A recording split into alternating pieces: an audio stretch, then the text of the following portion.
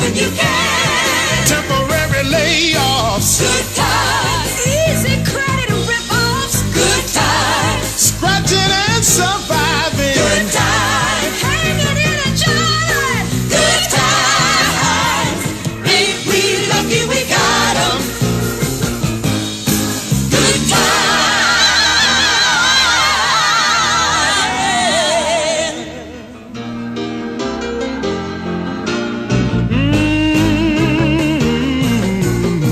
Just looking out of the window, watching the asphalt road, thinking how it all looks hand-me-down. Good times. Yeah. Good times. Keeping your head above water.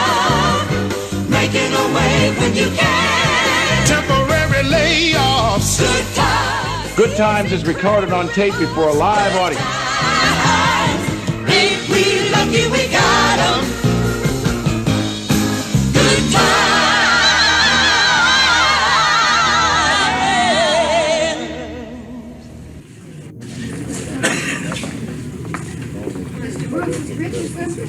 Mr. Richardson?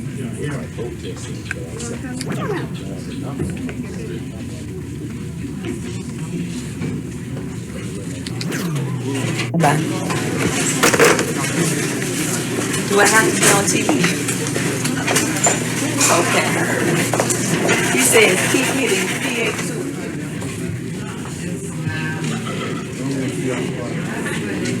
We do low no time.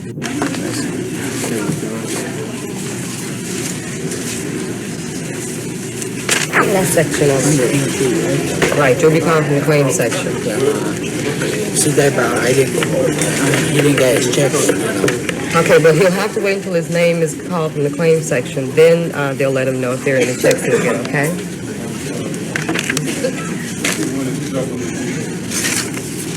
Okay. The computer letter that you'll get the next time will have all of these wages deleted. Okay, then you can take that to the public aid office and they can see that these wages no longer are there, okay? All right.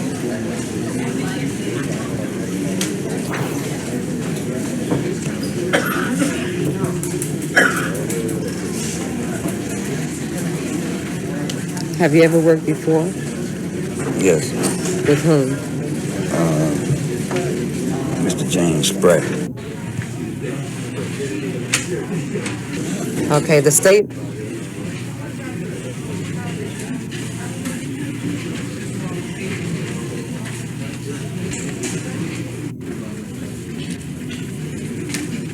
The same Social Security number? Yes. I'm confident. I'm sorry.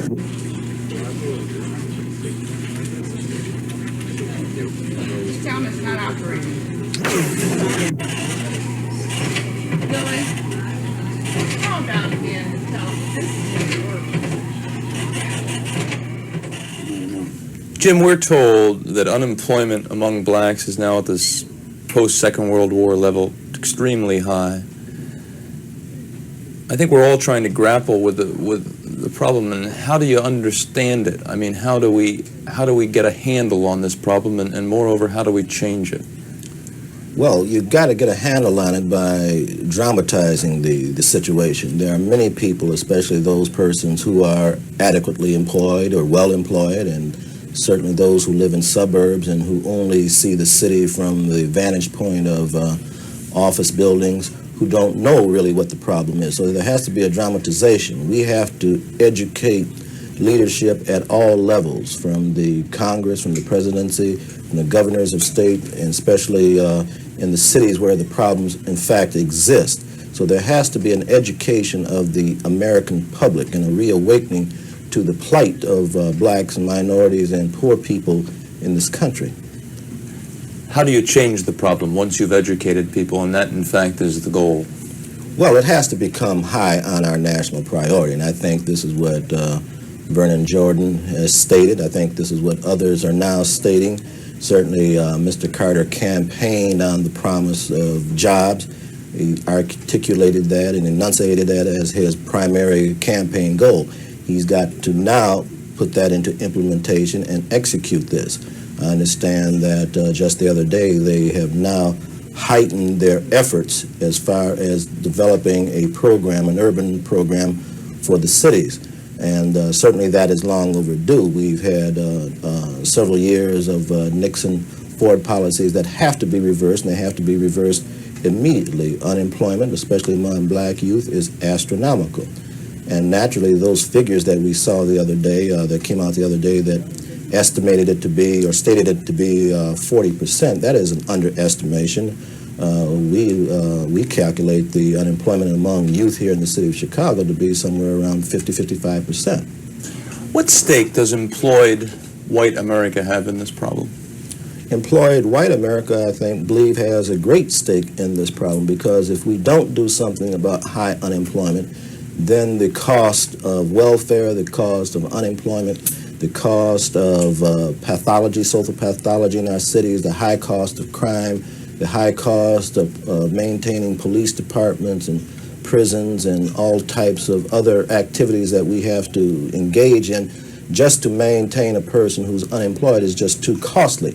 I don't think we've ever had any true cost analysis of the situation. It'd be far greater, it's far more profitable to the nation, which then benefits everybody, to have a person who's employed, to have a person who could contribute to the tax rolls, as opposed to paying somebody or giving somebody welfare, which cuts into the tax situation. What is the reality, as you understand it, for those black people in this in the country? The reality is a state of degradation, a state of inhumanity. It's a state of hopelessness. It's a state of confusion. Certainly no one can be mentally healthy who is experienced months, weeks and months and years of unemployment. And so it takes its toll upon the psyche of an individual, it takes its toll upon family structure, upon community and neighborhood life, and ultimately the national situation and our cities.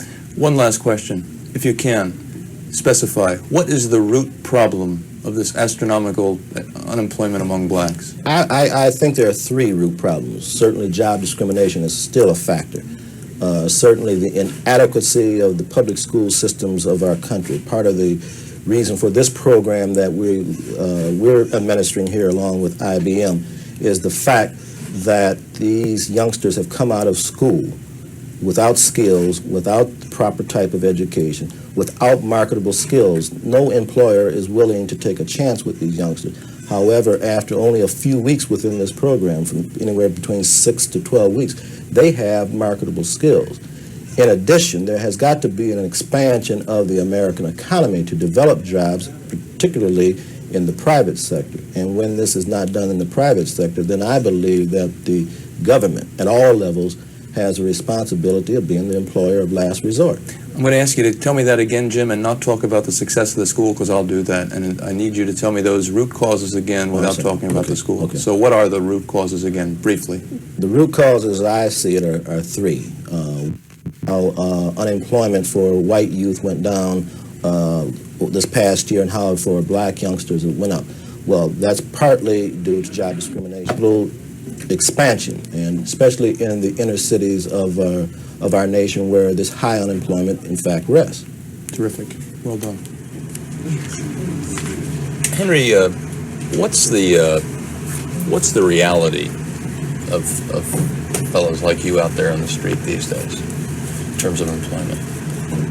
Well, the reality is, if you don't have a skill, then you're likely to bounce around from job to job, and you stay as long as you can on each particular job. You know, as long as you're able to deal with the job, until a better offer comes along. You've been unemployed off and on during the last 3 years. Why is that? Well, I had been employed for a period of 5 years with this company, and I guess it was just about the time the recession started. Anyways, I was laid off, so I just assumed I wouldn't have much trouble finding another job. But it wasn't that easy, because I looked for like a month, just steadily looking for a job. But after a while, it just got frustrating. So it became like most other people out of work, kind of depending on my unemployment check to get me through until something eventually came along that, would satisfy me.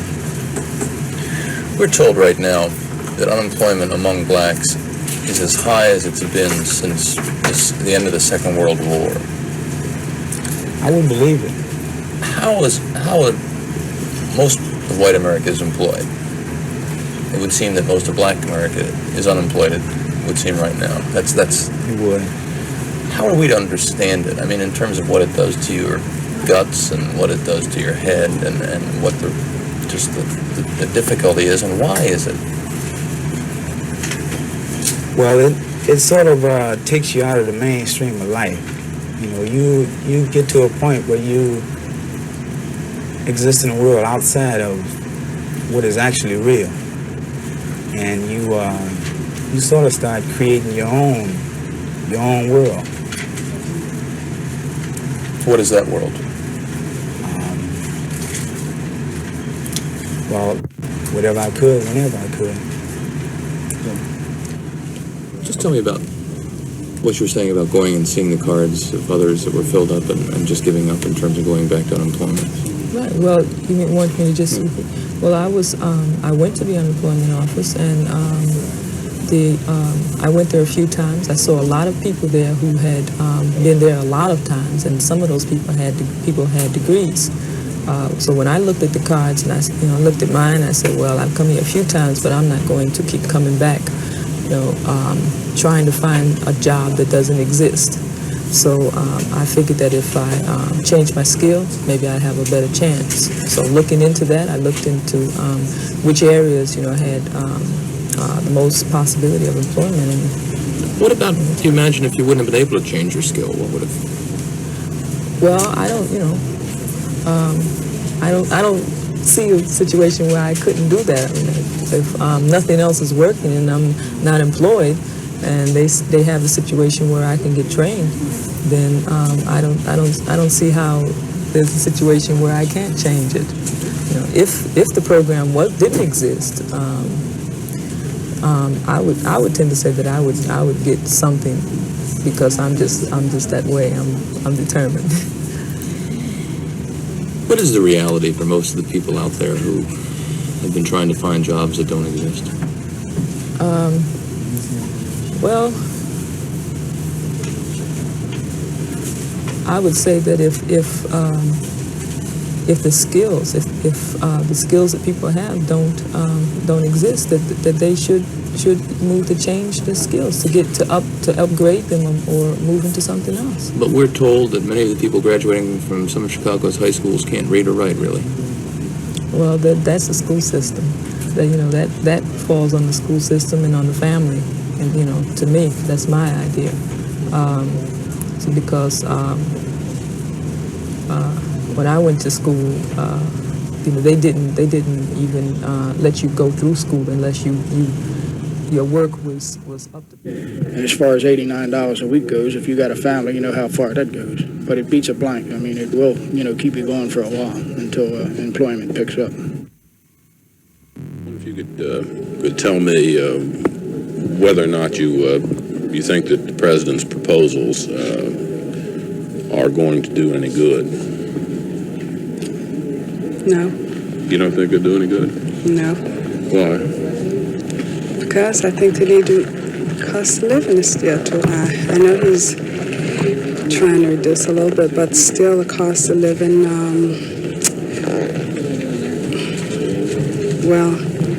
work, and they just need to help here before helping in outside countries. Everything is going to other countries, and they need all the help they can get here first. One of the president's proposals would extend unemployment benefits from 26 to 39 weeks. Would you be in favor of that?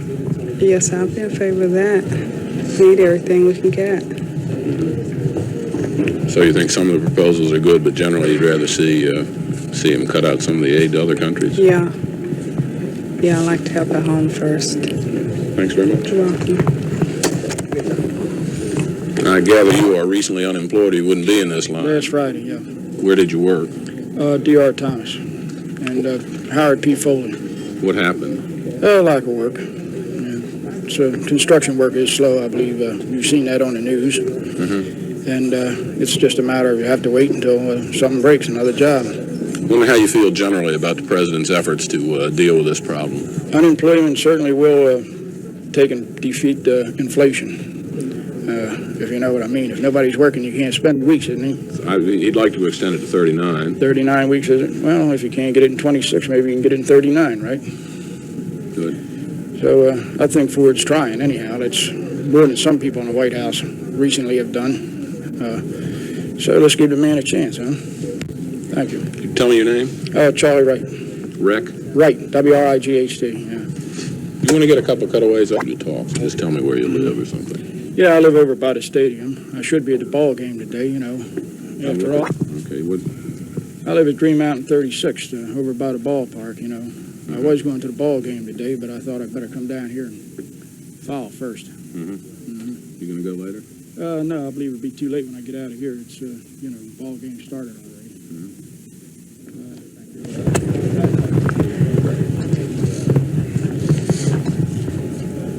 How do you feel generally about the way Mr. Ford is intending to correct the economic situation in the country? Do you have much hope for it? Well, some I do, some I don't. The tax that he was just talking about, putting on the people that make $15,000 to $20,000 a year, that I think is hitting more of the middleman than the high man that can really afford it. And as far as the unemployment goes, it all depends on how the people are going to use it. If the people that are really off of work and really need it are going to use it, that's great. But if the other people that, you know, like either can work and don't want to, or just keep getting out of work time after time are going to use it, then it's, you know, going to hurt more than it's going to help. Why are you here? My husband's up there. He just got laid off. You'd like to see the benefits extended for people like your husband, 13 weeks? Well, I don't know. I hope he doesn't have to go that long. It's he's been out looking, and jobs now are just getting really tight to find. And, you know, I guess some people that have a lot of children really need it if you can't find one in that amount of time. So I guess if, you know, if it's for people that are really going to need it, yeah, but people that aren't really having that many problems and just aren't looking, I don't really think they should get it. Thanks very much. Okay. You mind telling me your name? Wayne Dorsey. Where are you from, Wayne? Baltimore. What's the, why are you here? I got fired from the job. I got fired because I got, you know, hurt on the job, but they say that I was too tired for it. Worked for United Parcel Service. And I just don't think it's right. So, you know, I come down here and apply for my benefits. Now, the president yesterday said that he'd like to have unemployment benefits extended from 26 weeks to 39. How does that strike you? I think, yeah. You know, I think companies find a lot of jobs, you know, people off jobs nowadays, you know, especially blacks. Because I got hurt on the job, a 40-pound box of metal, and they done fired me. So I agree with it. You like to have the additional benefits? Yes. This is your first time collecting unemployment? I came down and filed before, you know, but I never received them. I hope to receive this time because I'm gotten hurt on the job, ain't nowhere else to go. After the benefits run out, however, you still need a job and you don't have anything at that point, isn't that right? Yes, well, I thought about that, but I hope that I could get into something or pick up on something in the meantime while I'm receiving this money. Thank you. All right. The president would like to increase unemployment benefits from 26 weeks to 39. Would that, do you suppose, help you with your problem? Yeah, it may help me with my problem if I can continue to get laid off like I have been lately. You've had several layoffs? Mm-hmm. Twice this year. Last year, quite a bit. Where I work at, the Schaefer Brewery Company. Mm-hmm. How long have you been laid off? How many times and for how long? Well, this year, 5 weeks in February, and that was because of the trucking strike. And this year, be a temporary layoff. They had a strike in Puerto Rico, where we ship beer at. Mm-hmm. I don't know how long that'll be. But I know it's a problem for a lot of guys I work with. Depending on foreign countries and trucking and with all the trouble we've had with gas shortages and so on, putting a lot of people out of work. Are you generally satisfied with the way Mr. Ford intends to attack this problem? Yeah, I wish him luck because I haven't seen anything else being done. At least maybe he can get a step in there and do something. I hope he does something. If it's not with the energy crisis or employment or something, I don't know what. It's really confusing to the average man, I think, lately because you don't know which way to turn. Some food prices go down and something else goes up. But you are in favor of increasing the unemployment benefit? Yes, I am, to a certain extent anyway, to the people that really need it, the people that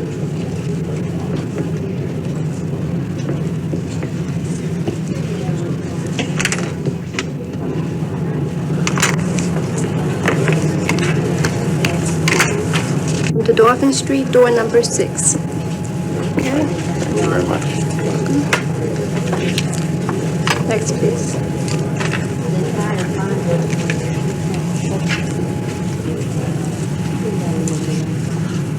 You know your zip code? No, I don't.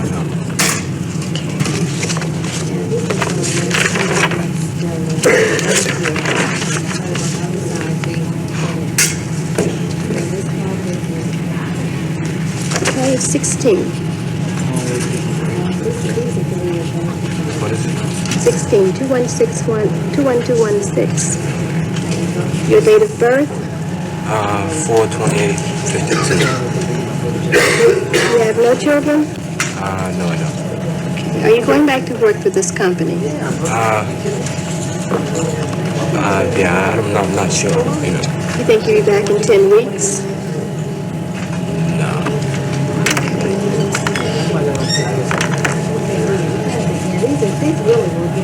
Do you belong to a union?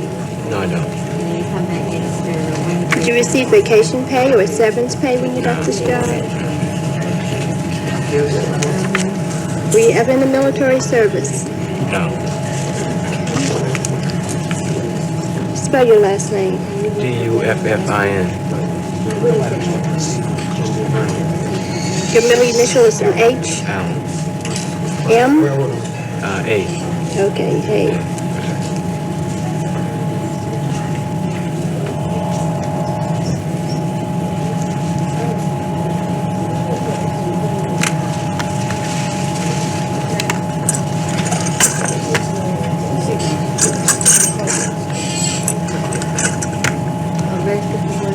Friday the 18th, to Dauphin Street, door number 6, 9:30. Okay? I go upstairs? Yes, now. Next, please. I'd like to see a claim adjuster. Why would you like to see a claimant's claims adjuster? If I had enough money to get compensated. When you come back next week, we will tell you how much you're eligible for. We put you on the mailing list. What is your date of birth? September 6th.